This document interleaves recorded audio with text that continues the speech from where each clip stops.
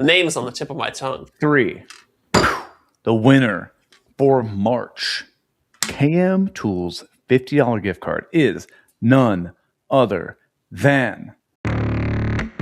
Welcome to Off the Cut. Dude, I haven't touched any wood in a long time. And that's why it's covered in plastic. Oh, man. Some X-rated content there. I don't care how long it is. Thoroughly excited. Great for the pocketbook, bad for the environment. Oh, I'm number 3. Hell yeah. Hell yeah. I'm glad we got the explicit out of the way early. If I'm going to put money into this, it's going to be great. And I guarantee.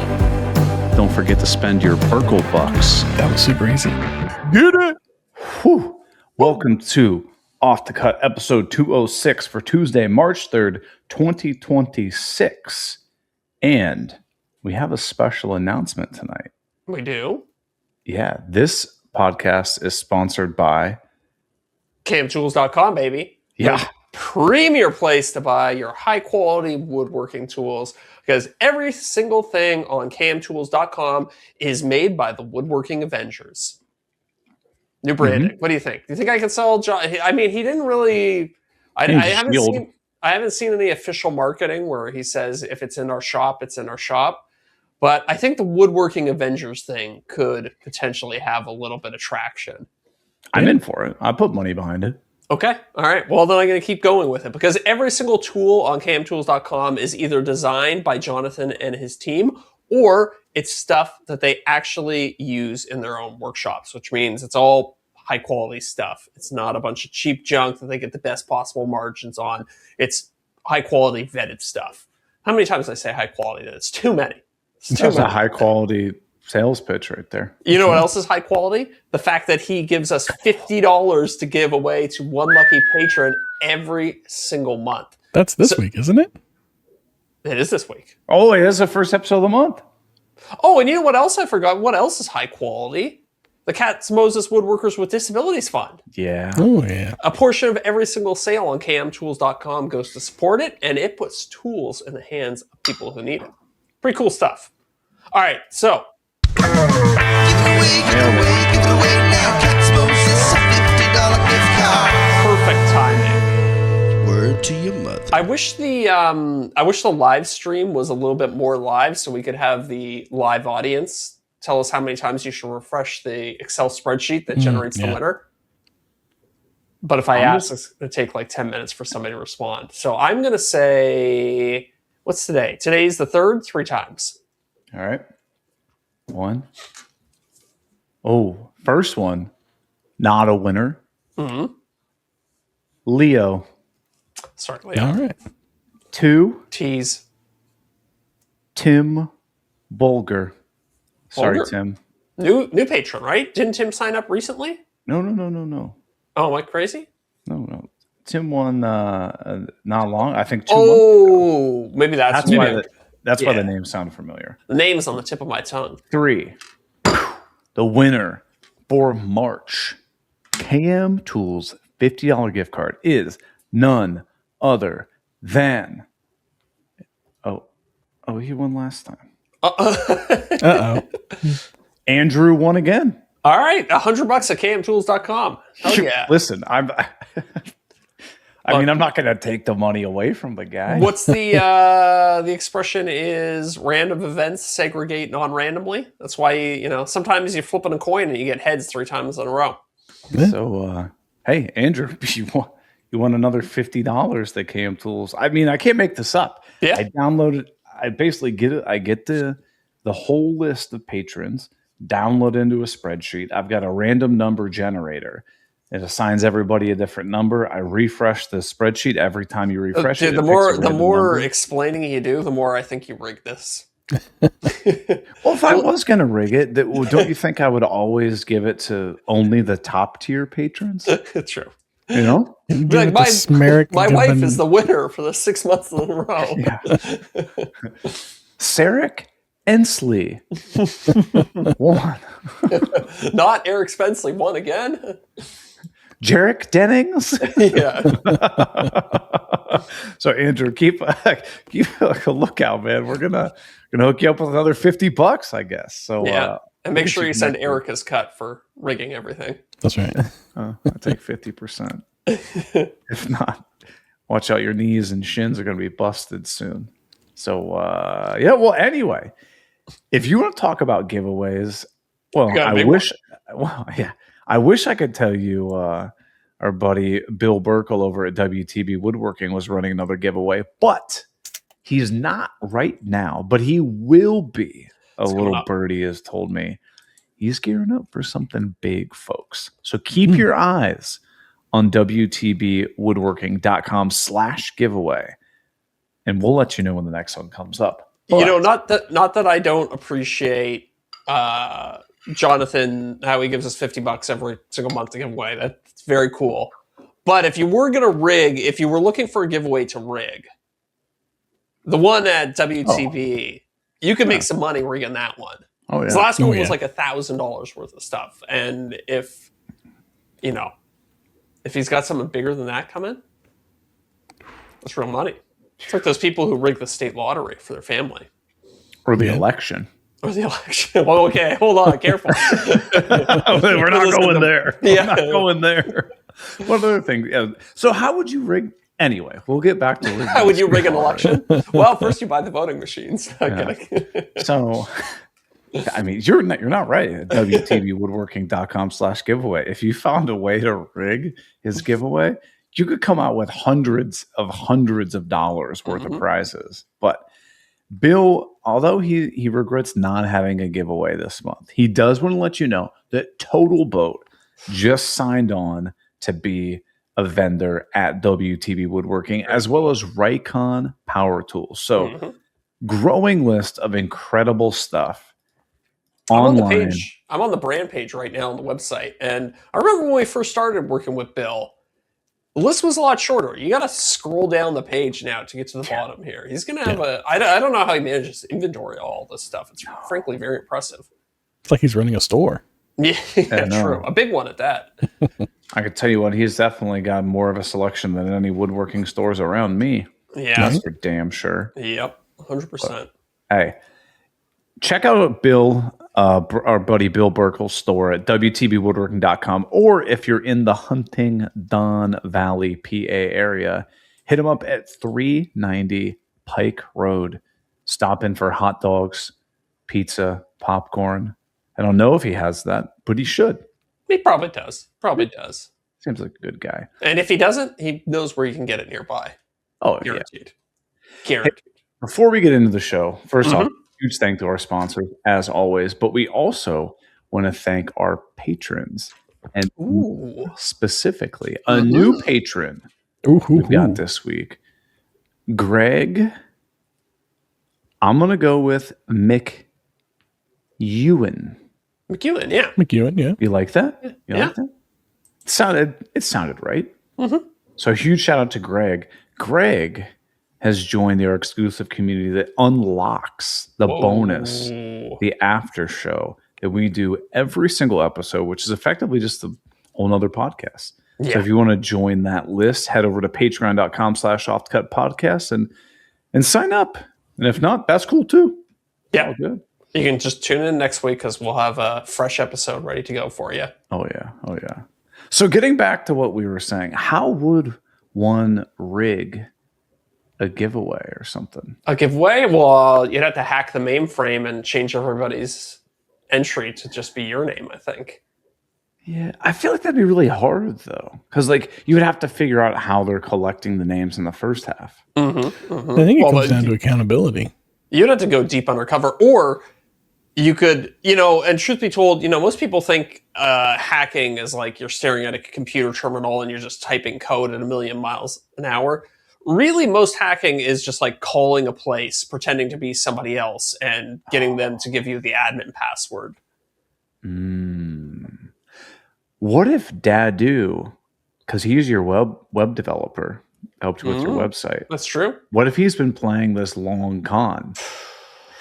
Where he was like, Zach, I'm going to be your web developer, help you with your website. I did give him some passwords, I think. That's what I'm saying. 4, 5, 6 years later, you run a giveaway on your website. And he goes, this is it. True. Manchurian candidate. That's what I'm saying. He found a way to rig it. Yeah, True. absolutely slaughter. True. that Oh, okay. giveaway. Well, so here, let's marry the two concepts. If we want to rig Bill's giveaway, we just got to get in contact with his web developer and either bribe him, extort him, blackmail him. There's a whole different bunch of ways we can go about this. Off the Cut podcast does not condone any of these actions.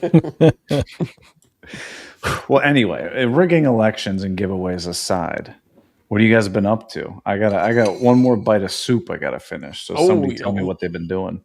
I was in the shop today. I was working on the speaker project I think I was telling you guys about last week. These are like the wall speaker things?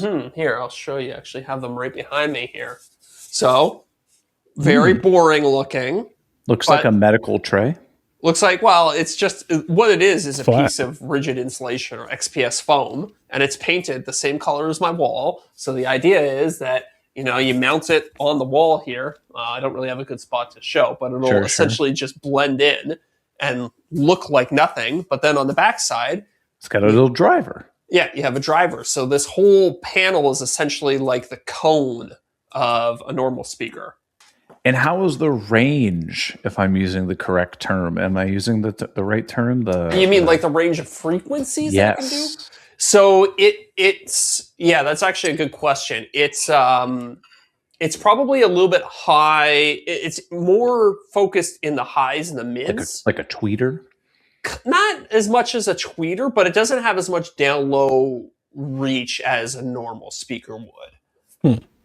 So I think the cutoff is like 100 hertz or something like that. That's not bad, though. No, it's not bad at all. It's, that's honestly better than most speakers that you're going to encounter in the rest of your life. But I will be pairing it with a secondary hidden subwoofer as well. Now, are you able to make a subwoofer with the same technology with perhaps different foam or perhaps a different driver on it? I looked into it, and I don't think so. Not that I was able to find anyways. Okay. It seems like that the limitation of the technology is that it's not great for low frequency sounds. Because the thing about low frequency sounds is, like, if you ever watched a subwoofer in action, that moves quite a bit. Yeah. It's like actually quite a bit of physical movement. Whereas higher frequency sounds, it's a smaller, shallower vibration. Mm-hmm. So I think if you would need a really big driver on a panel in order to move it back and forth. That makes sense because you can't get that foam to oscillate enough to move that enough air. Yeah, exactly. Now, I got a question about the shape. Mm-hmm. Does it have to have the rounded corners? The rounded corners it helps prevent like the ears of it from kind of flapping around and getting out of sync with the rest of the panel. Okay. Yeah, okay. So it is a sound quality thing to round the corners. That might answer my secondary question. And my thought was, if you took them and you could make them square, and then you put like a border on it, it could almost look like, I don't know, like board and batten or something like that up against your wall. Yeah, or, picture frames or something like that. Yeah. I've definitely seen guys build like big, like it looks like a picture frame for them essentially. But yeah, you get like a harsh sibilant sound if you have the square corner still on it. That's interesting. Yeah, which I don't know. Maybe it's not that big of a deal, but so one of the questions I've got. This is me trying to go back into my my speaker days from high school and stuff. Do you have to like put like crossovers and stuff on these speakers and able to run them most efficiently? Because you said it can't do anything like below 100 hertz. So do you want to put a crossover on it so the speaker runs more efficiently? Good question. Yes. Not on the speaker because, again, the speaker, like you want the whole panel to be as light as possible. So it'll happen upstream in the amplifier. The amplifier will say, hey, low frequency sounds go to this driver, which will be subwoofer, and then high. And yeah. Okay. And there'll be a little adjustment dial on it where you can kind of set the point where that happens. That makes sense. Yeah. But if you didn't have a receiver per se, then you would have to do a crossover somewhere. Yeah, you would. Yes. Interesting. Okay. Yes. Okay. And how are you going to mount these to the wall? Very good question. Here, let me see if I have I'm working on my mount still. So the thing about these speakers is they need to float, right? Sure. So I'm working on a suspension system right now. It's kind of hard to see. 3D printed? 3D printed. This is like an early prototype, but basically it's going to like hang on an O-ring that'll be concealed behind it. I don't know if it's kind of hard to see right now, and it's so one of these gets glued to the panel, one of them gets screwed to the wall, and then it just hangs on that O-ring. Okay. Now, are there going? So when you have it hanging, it's naturally not going to want to be. It's going to want to toe in a little bit, but you're not concerned about that. I will put a foam block along that will keep it from towing in. Okay. Effectively a spacer, if you will. Yeah, exactly. Yeah. Okay. But a spacer that won't like slap the wall. It has to be like soft and padded. So effectively, this is a driver with just a piece of rigid foam adhered to it. Yeah. Okay. Yeah. It seems too easy, though. It seems too easy. I know. Well, I think part of the hard part is going to be getting the suspension system set up just right. And then there's a surprising amount of work that I had to do into the panels in order, like, obviously I had to shape the corners, which was not that big a deal. But then I also sanded the panels. I sealed them with actually just wood glue that I watered down to make it not porous, to like seal up all the little air holes, because it's got a bunch of little bubbles and stuff in it, right? Mm-hmm. And then painted over the top of it, and then there's gonna be, and then the suspension system will be a little complicated, and there's a few little details in there to kind of give it the best sound possible. See, I was almost imagining, if knowing nothing about this product or concept, you asked me how it would work. I was imagining you're going to basically take 2 sheets of insulation, use your CNC to effectively hollow it out, and then adhere those 2 pieces together. So you effectively have like this hollow core, hollow body on the inside. Yeah. And then cut a hole in one of them, and then insert your driver there. So it's almost like filling a chamber, but I guess that would probably really muffle the sound.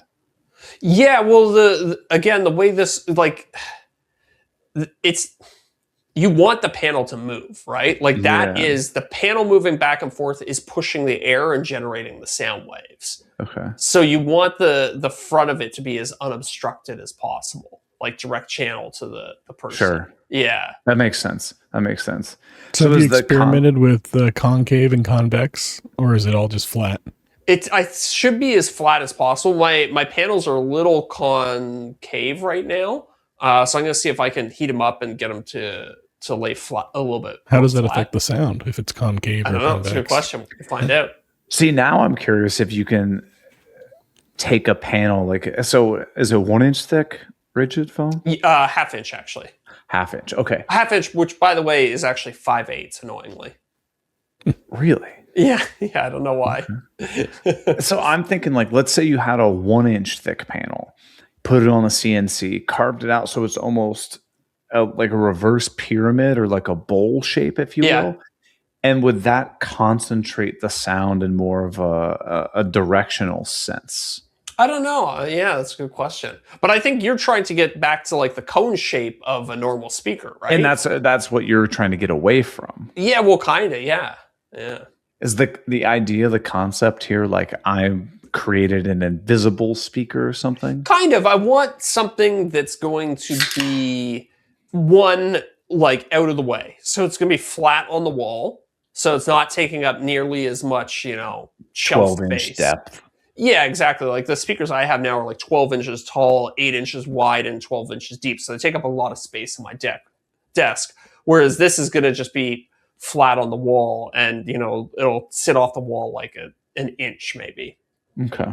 Yeah. And it will blend in. It'll look, when I'm sitting at my computer and looking forward, it'll just be like a little shadow line the whole way around, and that'll be all I'll see.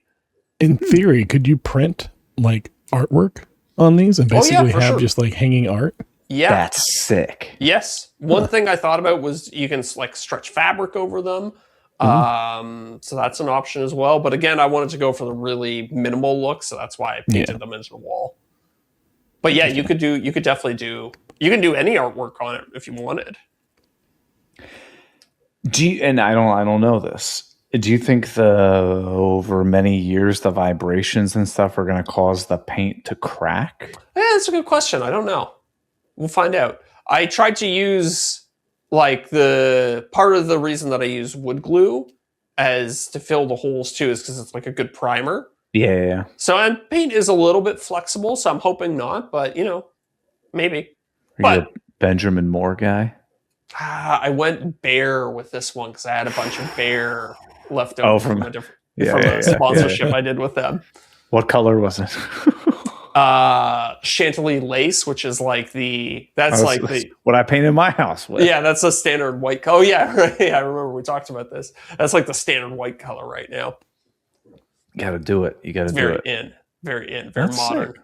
I'm excited to see that. Like, yeah, I would definitely consider that because, like, I don't like the look of these massive speakers. I'm still kicking around the idea of like renovating my desk space and stuff like that. And like, right now, I literally just run, like, if I don't have headphones in, I just run the speakers off of my MacBook and like, it's all. I mean, it's serviceable, but it's not great. Yeah. Well, and especially for video editing and stuff like that, you want to be able to like hear things well. So, yeah, my thinking with this is it's like from all the sound samples I've heard, they sound really good, and it's going to be super minimal. You won't see it, and it's kind of an interesting thing to explore. There's a lot of questions to ask. So, yeah. Well, Deric, what have you been up to recently? I know you put out your latest video. You just been doing the old YouTube mind fumble over after you put out a video. Well, after I put out the video, I distracted myself pretty thoroughly. Yeah, and it's like strategy. we got some. Definitely. You ever been to like Lowe's and they have project panels there? They're glued up like 3/4 inch panels that are strips of like pine or fir that have been glued up into panels, and they're dry, like $10, and you get like a 4-foot by 12-inch panel. No, so I got a few of those. Yeah. When I'm thinking project panels, I'm thinking of the scam they run where they take really crappy plywood, cut it in half, and then charge you almost the exact same price. That's what I refer to as project panels at my store. Well, those are two. I think those are two. These are just like I said, they're like fir or pine sticks that have been glued up into boards. They come in various sizes, but I got a bunch of them that were, I think, about maybe 3 or 4 feet by 12 inches. Okay. And we have one of those wire racks, like you can adjust them and everything. And I've used them as shelving on there. So I just kind of trim the ends a little bit, and then they notch them so they go around the little poles on the corners. And so I spent the weekend just kind of staining them, getting them prepped and everything. And we're going to put them up in the game room here for my son. He's going to do he's deep into Legos. And so he's got like all these scenes that he's been building and stuff. So he's going to do like different scenes on each shelving level. There's like 4 different shelving levels. So, so I distracted myself pretty thoroughly over the weekend just working on that. And I finally came back in and checked on my video, and my thumbnails were not doing the job they should have done. I chose poorly. I had some inspiration that I got, and I tried to mimic, and it didn't work for me. And then but the video was doing pretty well for when it was viewed, like 40%, 45% throughout the video, maintaining, it only dropped off to 77% after the first 30 seconds. So it was doing pretty decent as far as like maintaining an audience afterwards, but I couldn't get the click-through going. I think at this point I had roughly 4,000 views. My click-through rate was like 1.2 or something like that. It was just abysmal. So I retooled and I did some more simpler, scaled back versions of the thumbnails and threw those up, and it's done better. Like yesterday I hit 1.8 and today I'm at 1.6 so far. So they're getting better, and I've gotten more views in the past probably like 24 hours than I did in those first like 3 days. So that's a fantastic sign. Yeah. But I don't think it'll completely revive. I think if I would have gone with those thumbnails originally, I would have had a much better success with it. but lesson learned. So It's- next time around. It's tough because I think that's one of the hardest things to deal with. And Zach, tell me if you feel the same way. You almost have this idea of you're like, all right, I want my thumbnail to look like this. Yeah. And like the more you work on it, you get this like converging tunnel thing to in your head, you're telling yourself, this teeny idea is the only good idea. And like you don't let yourself look outside of that. Oh, 100%. Yeah. Yeah, I find it's I mean, sometimes you need it to not do well to take a step back and be like, okay. Because sometimes like I get really caught up in like testing small differences. And it's Right, like, like is the color of the text red or blue or green? yeah. Can Yeah. I get more clicks by changing the color of the text or something like that? But sometimes it's like you need to just take a step back and completely put the idea you first had in the garbage can and start fresh. Right. Yeah. Like I know, Zach, you had the idea with your how I cooled my computer with outside thing. And you'd sent Deric and I a couple thumbnails. Yeah. And we're like, yeah, it's okay, but like what if you just put the computer in the snow and you're Yeah, not in yeah. it at all? Like, Yes. It was You- like disappearing into your Yeah. jacket. Yeah. you probably were like, I didn't think of that idea. Yeah. Yeah. And that was the one you ended up going with, wasn't it? It was, but now I've changed it to something completely different even from that. Oh, really? Okay. Yeah. But it's to your point, like I did test it and that one did better than the one with me in it. So you guys were right. But yeah. It's a never-ending cycle, I guess. I mean, John from Biscuit Tree chimed in. He said, if it makes you feel any better, the last two videos have been a 9 out of 10 and 10 out of 10. Yeah. Dude, I honestly join the party. the hardest thing about making YouTube videos, I mean, making the videos is hard itself, but just managing your own emotions around the success or not success of each video. It's like, and it works both ways too. Like, you know, don't get me wrong, putting out a video that is a stinker is very painful, but then also managing your emotions when you have a video that like does really well. You had to like also be like, okay, well, you know, this is fun while it lasts, but it's not going to last forever. And yeah, Well, like we've all done this. I 100% have. You have a hot month on YouTube, like something blows you out of the water, and then you start telling yourself, "This is going to be the new trajectory of my channel for the rest of my life." And you're like, "Well, if I make this amount of much money this month, and I do that for the next 12, oh my god!" Well, that's and what that I'm saying. never Like, happens. when you do well, you have to manage your emotions. You can't be like, you can't start thinking you're the best YouTuber ever. No, you know what I mean? Like, I'm an expert at making videos now. I don't even have to worry about anything. 'Cause, like, that's I've definitely not the figured it out. case. Yeah. I've cracked the code. Crack the code, right? As hard as it is at the time, so say you're like 1-2 days in and you release a video, it's a 9 out of 10, 10 out of 10. As hard as it is at that time, sometimes it's actually nice to get that because it tells you got things to work on and change. Yeah, definitely. Ideally, you would like every video you put out to be a 1 out of 10, but that's not That's reality. impossible to keep up with, right? You know, so Yeah. and sometimes you might have one that just pops off like crazy. And so it's like, yeah, well, like, sure, it's not a 1 out of 10 because that one, it's like an unfair comparison. Yeah. And sometimes you get ones that start out a 1 out of 10 for the first day and then drop to a 10 out of 10. And you're like, I didn't do anything different. I know. Yeah. Nothing else has been released. It's just, it's the weird way that it views analytics.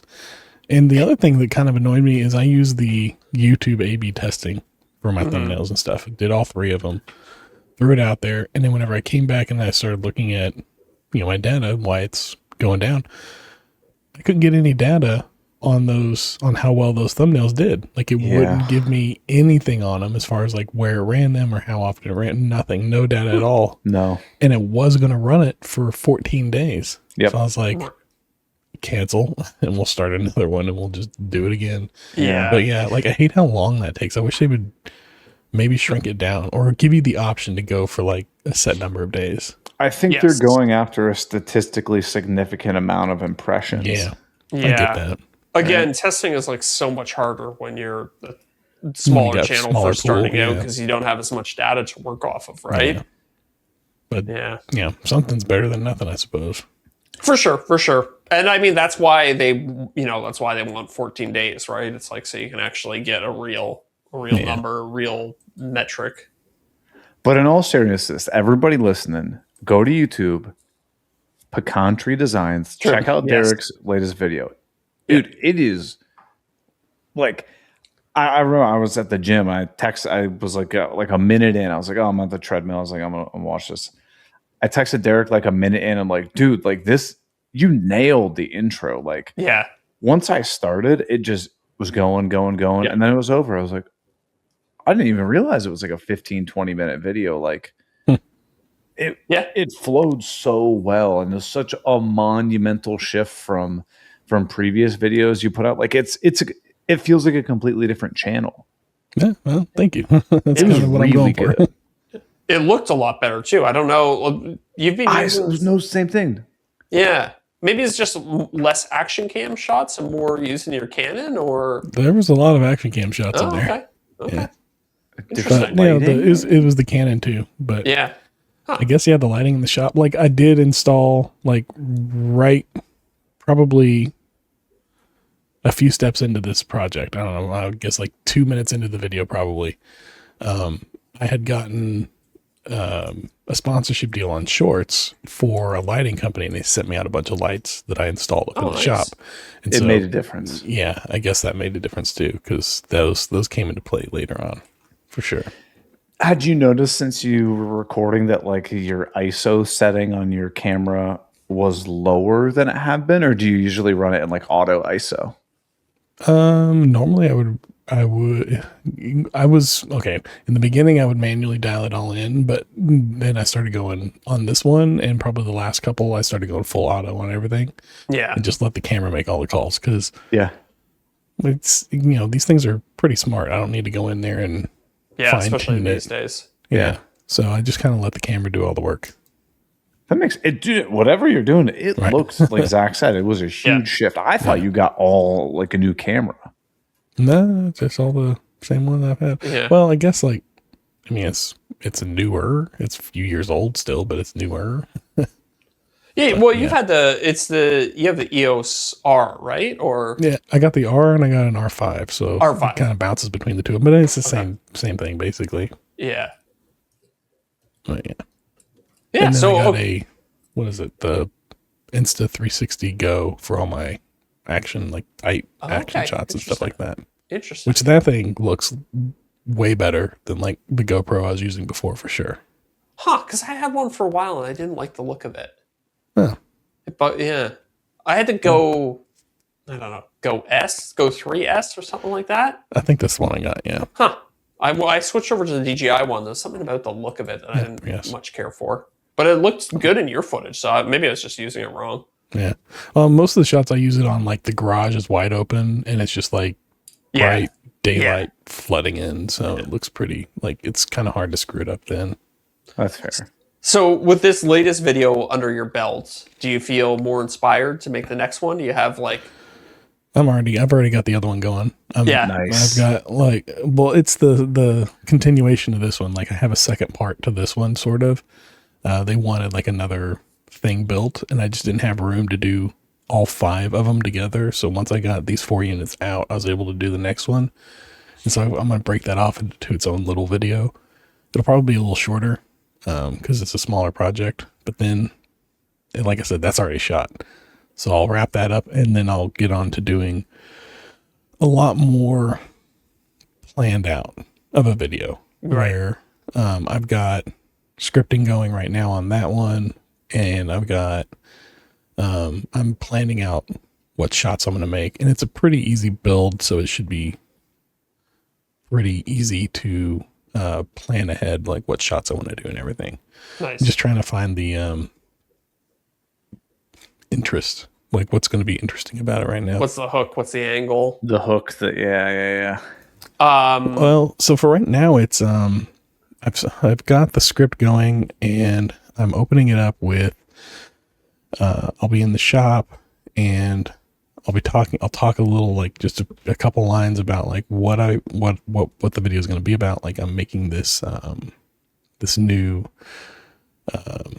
shelving unit to replace an old one that I built about 15 years ago. This one here, and then I'll point to the side, and it'll be empty. And then I'm going to pick up a controller and press a button, and then it'll pop up next to me. And then I'll be like, this is the one I'm going to replace, and talk about it for a second, show some different shots. And then I'm going to be like, and then I'm going to replace it with this one. And I press another button on the controller, and it switches to the new one in its place. And then I launch into the build and I'm going to theme it a little bit around, it's my son asking because he started getting into like retro video game collecting. And so he wants something to put it all up on display. So this is a shelving unit to display all that. And it replaces an old one that I built for him when he was first born. So that's kind of the old one and the new one aspect. That's cool. Of it. And that's what I'm working with right now. Nice. So I've got to ask. His idea of retro gaming is a Xbox Exactly. That was 360, exactly by what I the was way. going to say. Is it Yeah, PlayStation yeah. 3? Yeah. That's part of it for sure. Nintendo Well, 64 gets. We're on there, working so- on being respectful of your elders. Yeah. Yeah. Well, I mean, retro gaming really just gets anchored in whenever you start gaming, right? Mm-hmm. That's Yeah. fair. That's fair. That's fair. Yep. Right on. Well, dude, cool. well. So part of the part, I'm gearing up buying some like upgrades for like shop renovation stuff, like sealing Oh, up the the mats? door. Okay. Oh, yeah. I ordered rubber flooring for the whole shop and stuff. Finally got that. It showed up. Dude, I underestimated how big of a pain in the rump moving these rolls of rubber flooring are going to be. Oh, yeah. Oh. They're 4 feet wide, so it's like Okay. pretty big wingspan, right? Yeah. They're about 175 pounds a roll. Yikes. So like, I mean, it's not a terrible amount of weight. It's But it's like the a human being. Yeah, the problem Yeah. is when you're like that wide, it's really awkward. Mhm. Yeah. So like, I had to wrestle these things off the pallet, and I just threw them in the garage, and I think it's gonna be a workout getting the stuff down. You just have to channel your inner Egyptian. You need to find a way to Aliens. Yeah, well, that's right. You get some anti-gravity alien technology in there. But like on the job site, we used to get like PVC pipe and just roll stuff around on PVC pipe and stuff like that. If we had to move like big concrete blocks around or something like that. There's always a way if you kind of engineer it where you don't have to kill yourself. Yeah. But I'm just like battling around that because like I have to get it up and out of the way because I'm not gonna like throw that down in the basement and then bring it back up because I'm in the middle of building this massive bookshelf right now and it's going. Can you just hit pause on the bookshelf, roll out the mats, and then get back to it? Or I considered it, but I think I'm gonna make a video about like shop upgrades. Yeah. And it's gonna be way easier to film if I can be like, do this one, then do this one, then do this one, then do this one. Like I think it's a video I'm gonna be able to knock out the filming fairly quickly. Yeah. And I want to get some like time lapse shots of me like putting it down and stuff like that. And Yeah. Just set up like 5 action cameras while you're installing it, and then you have plenty of footage you can cut to later. Oh, that's what I think I'm going to do. I'm put the Yeah. GoPro on one. I'm going to put my camera on one. I have my iPhone, and then I got like another iPhone. So I think I'm just going to put them in a bunch of different angles, so I never have to move anything. Yeah. And like, You got a mountain of footage to go through, but yeah, you don't have to move anything. that's fine. That's fine. But dude, well, thankfully you guys helped me on the last BYOC call figure out like that bookshelf is a 9-foot tall bookshelf that's 48 inches wide, solid walnut. And what's cool about Fusion is if you build stuff in Fusion and then you tell it like, this is oak, this is maple, this is steel, this is plastic. Mm-hmm. You can actually summarize how much it estimates that it's going to weigh based on the average density of that material. Oh, I didn't know that. That's cool. Yeah, it's really cool. Huh. So it'll tell you like the mass, Yeah. basically. All you do is Wow. basically, select all of your components and press like properties or something like that. And it'll tell Materials, you the yeah. mass. Huh. Now it's going to be way off for anything that you're looking at in Fusion now because it defaults to stainless steel. Okay. So like Is when I stainless a first lot did it, it was heavier like than- 2,500 pounds. Is stainless a lot heavier than regular steel? I don't think so. Like maybe. No, I don't know. I'm just saying that Fusion's It's heavier default than is wood. stainless steel. Oh, I see. It defaults everything to stainless, is what you're saying. Yeah. Like if you make just a cube, it'll assume that the cube is stainless. Yes. Oh, okay. That's- Gotcha. That's That makes Fusion's sense. default. So, Gotcha. and But you could change that. Yeah. you absolutely, you probably can change the default. Yeah. But like when I first did it, I said it was going to weigh like 2,500 pounds. I was like, what? This can't be right. You imagine building that whole thing out of stainless steel? Be Now, solid. for all the sections where you have steel, I'm assuming you use tube steel. No, there's or- no steel in it. There's no steel in it no, whatsoever. I'm saying Okay. it's Yeah, made that's out right. of solid wood, but Fusion's some- default was that it was For steel. some reason, I thought those vertical sections in it were going to be steel, but no, those are wood because we were That talking would about actually be doweling really them. cool. Because I mean, you've had Steel tubing? that one similar like shelf TV console thing where you had like the walnut shelves with the steel. Yeah. You still have that one? No, I don't think so. I'm trying to remember what I did with it. I think I gave it to somebody. Isn't it funny how unattached all of us are to the things that we make? It's like, Yeah. get rid of it. Honestly. I have friends come over all the time. They're like, "That's a really cool table." I was like, "You can have it." Yeah, you want it? Come on, take it. And then Miranda's like, "No, don't give that away. I love that table." I was like, "I can just build another one." Yeah, it gives you an excuse to buy it or to build a new one. Yeah, but dude, I'm drowning in panels and glue ups of panels and Hey, at least you have the space for it now, though, right? no kidding. Yeah. And what I've been doing is like some of the stuff I'm like, all right, this is fine. And I just go put it in the living room. It's like just get it out of the garage, just put it in the living room.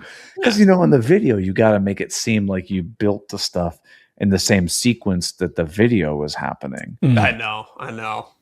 Do you, when I'm making videos, I'm doing things out of sequence. I'm constantly talking to myself. I'm like just into my microphone. I'll be like, okay, mental note for later. This scene actually needs to come before this other scene because it won't make sense sequentially if Yes. like this panel's not done. Yeah. And what I'll do is like when I'm editing, I will like put in just like blank clips, like a bright green clip or a bright blue clip, Yeah. so that I know like, oh, this is me transitioning to a new topic or something like that. Oh, And I need to interesting. come back and put some other clips before this blue or green thing. Yeah. But we're I'll at all put a blank screen and I'll just say like insert clip of me doing XYZ. yeah, you put like text over it or something. Yeah, exactly. Just as a reminder, like, if I forgot to film it or if I need to, like if it's like B-roll or something like that, I can run out and shoot with the camera and just add in later. Now, where that all falls apart, though, is that I don't wear the same T-shirt every single day. I know. But like, okay, so let me ask you this, Zach, because I know you do a lot of okay, well, this is printing. We're going to go do this, and Yeah. I know that's not what you're doing. 100%. Yeah. Do you make sure you change your clothes? Because I've never noticed it. If you're wearing a black shirt and one in a gray and the next, like, I never notice. This is where me being like I don't know what's the right word here. I have like 3 sets of clothes. I have like 3 shirts, 2 pairs of pants. So I think that pays dividends. There's like a 1 in 3 shot that just randomly that I'll be wearing the same shirt. As I've gotten older, I've definitely considered going and doing that. Yeah, And it's not even for the videos. It's just that's just for you. Yeah, Makes like things easier. I have a pretty full wardrobe, and I think this drives Sophie nuts. I have a pretty full wardrobe, but I only actually wear the 3 shirts and the 2 pairs of pants. So I can get in on that. yeah, and it's not like Especially, I have it multiple. fits well. Exactly. I just find things I like. I'm like, ooh, this shirt's a nice texture, fits me well. It's like, okay, that's all I need. I just bought 6 pairs of the exact same gym shorts, same color, Really? 6 same pairs? size. Yeah. Well, I guess you want like one a day, so and then Yeah. just do the load of laundry at the beginning of the week. Black. You know I why? do Because you can wear a black shirt, you can wear a white shirt, green, Yep. gray, whatever you goes want. with everything. Black shorts, done. Perfect. It's perfect. I'm a big gym shorts guy because like if I'm going to go to the gym later, I don't want to change my clothes. Yeah. Just All summer long, you'll catch me just wearing gym shorts. Yeah, that's all you need. Yeah. You wear gym shorts on a date, or would you change into something different? It's been a long time since I've been on a date, buddy. I don't know. No. Come on. You go on a date with Sophie. Oh, on like a Yeah, you're going out to couple dinner, dates? grabbing a beer or whatever. Oh yeah, I'll definitely wear gym shorts. Like it depends where we're going. If we're going to a nice restaurant, I'll throw some pants on. But if we're just going to like the corner spot to have a drink after work or something like that, yeah, Gym shorts. Oh yeah. Gym shorts. Would you ever wear gym shorts on a first date? I don't think so. Be a bold move. Yeah, I think Yeah, I'd be real too. bold move. I'd be too self-conscious about that. Yeah. Yeah. I feel you. Well, that's all I got going on. I'm just going to town on this this bookshelf, trying to knock this thing out. And So where's that at?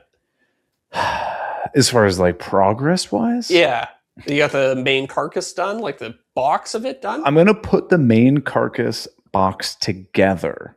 I Okay. think tomorrow, Okay. and then everything else is made. Like all the panels for everything is made, but like the shelves, they're all glued up and they're like rough length, rough width already. So it's really then kind of finalizing the size of that, and then an endless amount of sanding. What I'm trying to do is I sanded and finished the base. Mhm. That's done. Then I'm going to put the carcass together. I'm going to sand and finish that, set it aside. I'm trying to do like kind of piecemeal some stuff, so it's not just like 3 days of sanding or something. Like, Yeah. you know, Yeah. I gotta get Yeah, into this tech 3D printing stuff where you don't have to sand and finish. Well, my latest video is all 3D print. The one I'm working on right now is all 3D printed, and I sanded and finished it to get rid of all the 3D printing lines. Oh, just like the outdoor cooling thing. I saw you did that. Yeah, Oh, yeah, yeah. exactly. Yeah.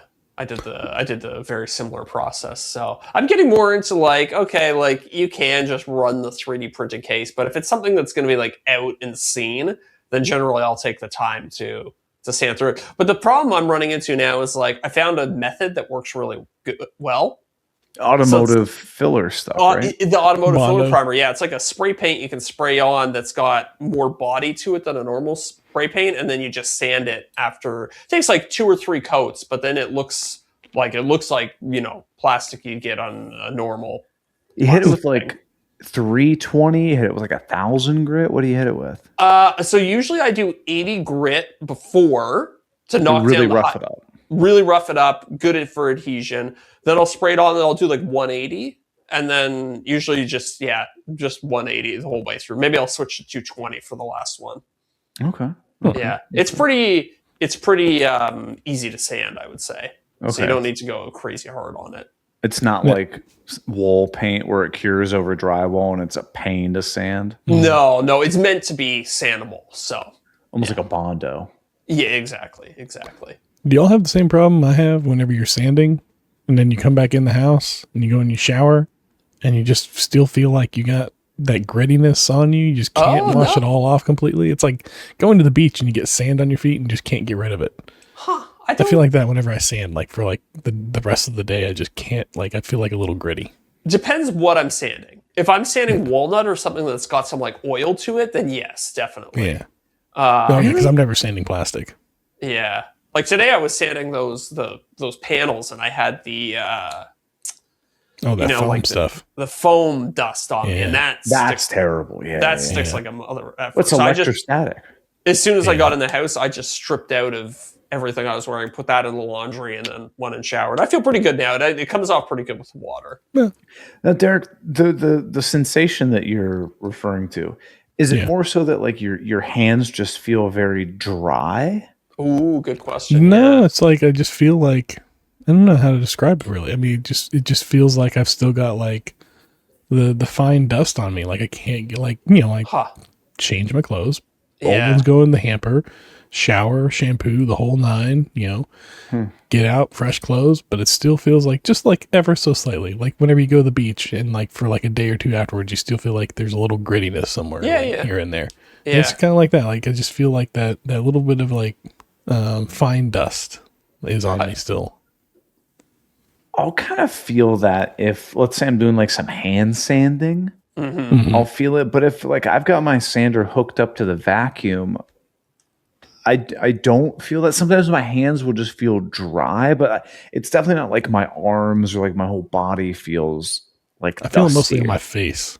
Oh, interesting. Yeah. Yeah, with oilier woods, I definitely get that. Especially like oily wood, and then if I'm really fine sanding, like 220, and then you get the really fine stuff that just sticks to you. Yeah. And I have to like go through and like, I'll have to like wash my watch because it'll be like in like all the little crevices. So if I wear my watch when I'm sanding, I have to make sure I wash it. Otherwise, it'll come off a little bit on my wrists and my hands and stuff still. Maybe there's a product in here. Maybe we need a special like woodworker shampoo or something that gets dust out. Like a Woodworker tack lotion. cloth. Like a tack cloth, yeah. Wipe your whole body down with a tack cloth. So you're telling me even after you shower, you still feel dusty? Yeah, sometimes. Not every time, but a lot of times, yeah. Like, especially if it's like a heavy, like I'm doing a lot of sanding. Yeah. And I'm just coated in that fine dust. I feel like I can't get it all off. Like, I think it like gets into my pores or something. I find it gets in my sinuses for a couple days, even if I'm wearing a mask. And The best is, as you go and take a shower or stuff, you get the little Q-tips, clean your ears out, and it just comes out and it's like dark brown from all the walnut dust and stuff. You're like, my ears need a respirator, apparently. Well, you got to get that helmet that Scott has. I know he's $1,000 on that silly respirator. $1,000, no big deal. I did use those little sanding pad. Who makes it? The Grit Grip sandpaper this last weekend. Try those. That was nice. It held up pretty well. Like for hand sanding, like it didn't tear or anything like that. It conformed pretty well. Like I can curve it. It holds its little shape, and I can sand into like little crevices and stuff. I liked it.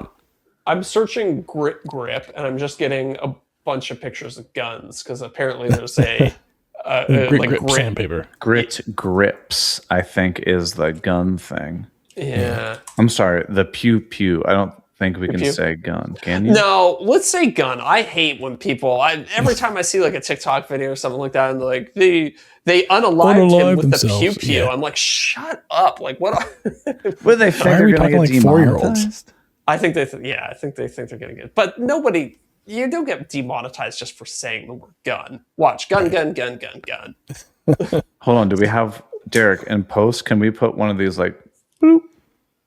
Like the podcast got shut off for a second. Oh yeah, that'd be fun. That'd be hilarious. You don't have to do that. I was just screwing around. Wait, hold on. Stand by. Hold on. Do I have it? No. I thought I had I thought we had one in our thing. Sound effect? Oh, there we go. Yeah. We got this one. There we go. Perfect. All we needed. But yeah. I don't know. Do you like the Grit Grip stuff? Do I need to try that?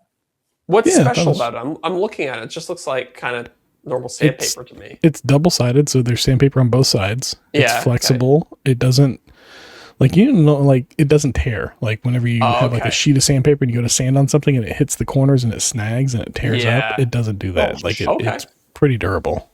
Sorry, I clicked on the video and it was really loud. Is it? What do you think? Worth it? Would you buy it again? I don't know what they charge, but I know whenever I got it at Texas Woodworking Festival, I got 4 or 5 boxes for $20. And okay, I'd roll the dice on that. Yeah, a little sanding sponge, especially for the sanding after like 3D printed parts. The little sanding, like you can't use a big sheet of sandpaper on a 3D printed part a lot of the time. So these little sanding sponges are very handy. 12 boxes. That is 11 pieces. So what? 133. Am I doing that math right? Something like that. 12 and 12 would be 144. That sounds about right. That is $170. Okay. So it's like Okay. a dollar a That'll last you. piece, I suppose. Okay. Oh, Yeah, Three that's and a not half bad. by That's three and a about half. going rate for sandpaper, I think. Eh, Okay. that ain't bad. I'll give it a shot. I tell you what. I can find it in Canada. One thing that I just started using is, Zach. You know that little tiny, little mini Rotex, the one that's like Yeah. a 2.5 inch. The Rotex 90, I think it Yeah, is. yeah, something like that. Yeah, I have that one. Yeah. Well, so I've got some heavy roundovers on this base of this bookcase that I'm doing, Okay.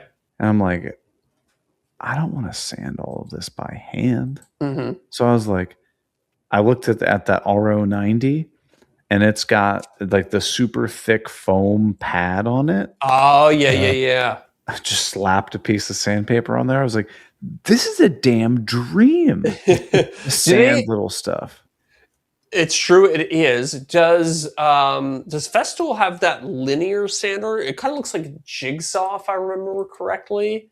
You I like don't slap a know. whole sanding block on it. Hold on, let me see if I can find this thing. Festool linear sander. Yeah. It's not quite what I was thinking. That looks just like a normal sheet sander. It's like a pad sander. You're almost thinking like a like it looks like a jigsaw. It basically goes up. I think Triton makes one, I believe. Okay. There was a couple companies. What was that other Surf Prep? Maybe Surf Prep. I saw them doing it. Perhaps. Maybe, yeah. Is the Triton oscillating sander? Is that what you're referring to? Oh, It here kind we of go. looks like a jigsaw. What are we looking at? Let's look up the Merca Dios. Okay. Oh, wait. Scott said that the linear sander is discontinued from Festool, but he wants one. Oh, okay. Merca Dio sander? I'm not even sure that this is right, but they made one with it was a sander that went up and down, and it had a really soft base to it. Basically, you would put like a sanding sponge on it, and then it would conform to the shape that you were sanding. So you could get it to like, say you were trying to sand a whole bunch of crown molding. It would like conform to the inside, and it would go back and forth. Yeah. Yeah. Well, Festool sent out, I don't know what the hell it's called. Festool foam sand. They sent out a bunch of, I don't know, these like, they're individual pieces of sandpaper. Yeah. But the foam is like an inch thick. I think that's the what I'm And thinking they're of. awful. Oh, are they awful? Really? Terrible. Oh, that's too bad. Yeah, and they're super expensive. Oh yeah, $62 for a 10-pack, so $6 each. That's you want to pay $6 a piece of sandpaper? Yeah, that's pretty crazy. That's 6x as much as the grip or whatever. Grip. Yeah, it's I don't know, like Oh, Scott said they call it a profile sander. Profile sander. There we go. Thank you, Scott. Yes. Okay, so there's a whole bunch of them, but yeah. It's kind of an obvious name now. I think about it. Right. Okay, that makes sense. So- Yes, the new stuff is called Granat Profile, and it's awful. Okay, look up the duplex profile sander by Festool and tell me that doesn't look like a jigsaw. Duplex Profile sander. Yeah, okay, yeah. Yeah. This looks old as hell. Yeah. Well, I think That'd be it makes really good lots for of sanding like chair rail and stuff like that. Yeah. Oh, and they have a concave sander as well. That looks it's basically the same thing. It'd be good for roundovers. But I was thinking something like that might be okay for doing your chair leg or your bookcase legs. That would be insane. What I really just need to do is buy some more of the, like for the Rotex 90, it's like this little thick piece of foam that's like an inch or so thick, and then you slap your sandpaper on it. It's Velcro. I just need to buy more of those for my little cheap, Makita sander, just because they've worn out. Yeah. Well, the problem is like it wears down over time, especially if you have like a lot of small details that you're kind of jamming it into. Yeah. It definitely wears down, but it is what it is. One of the things by hand. Yeah, no kidding. One of the sanders that I've recently started using and I got it for drywall work to like get into like corners and stuff like that. Mhm. Type this in. The Okay. Festool DTS Mm-hmm. 400. DTS 400. Festool's Oh, DTS. interesting. So it's this little like triangle sander, and like I know what you're thinking. Like, what? It's an edge case. You're never gonna actually use this, dude. Yeah.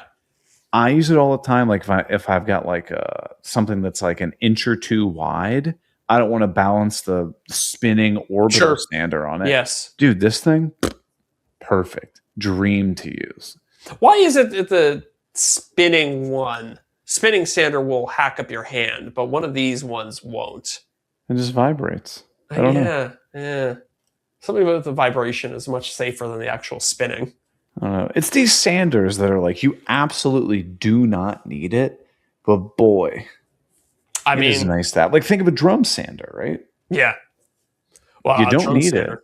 Yeah, there was a point in my life where I was using the drum sander quite a bit. Anytime I make a tabletop or all those big panels, just feed them through the drum sander. It was so nice. Absolute dream. You know what else is a dream though? After show? The after show. Our Over at patrons? patreon.com/softcut podcast. That's where we're heading, to the after show, the bonus show. And we got some comments to respond to. Ooh, Yeah. nasty And- ones, I hope. And I need some help from you guys. I need some Okay. tech help. Okay. Pew pew. Pew pew. No. We're gonna No. unalive. Are we gonna unalive you with a pew pew in the after show? I hope not. That might be the show title, the one where they pew pew. Yeah. We'll workshop it. But anyway, everybody, thanks so much as always for hanging out with us, and we'll catch you next week. See you next week, everybody. See ya. We give a huge shout out to our returning top tier patrons: Corey Duvall at Woodcraft and Honey. Josh at Sawdust Builds, Joe Welsh at Delaware Valley Workshop. Goblin Spanker, You can't say that anymore. Bill Burkle, WTB Woodworking. the Dadu said, "Yeah, buddy." Building Creative. Bailey Thompson. RJ Russ. Damon Pattison. Bingo bango, you're done. Zach, to be honest with you, I don't even know if I follow you. You should stop.